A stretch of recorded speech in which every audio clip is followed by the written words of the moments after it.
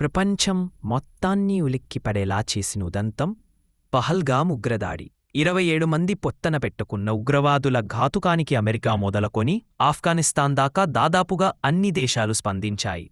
భారత్కు అండగా నిలిచాయి. ఉగ్రవాద నిర్మూలనకు సహకరిస్తామని వెల్లడించాయి.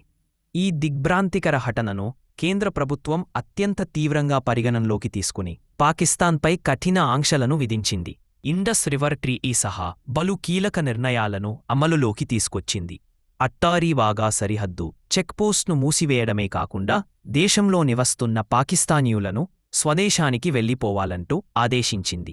దీనిపై తాజాగా chief of defence staff Anil Chauhan కీలక వ్యాఖ్యలు చేశారు. పాకిస్తాన్ డ్రోన్లు, విధ్వంసక మందుగుండు సామగ్రిని ఉపయోగించడాన్ని భారత్ సైన్యం విజయవంతంగా అడ్డుకున్న తీరును వివరించారు. ఈ చర్యలో భారత్కు ఎలాంటి నష్టం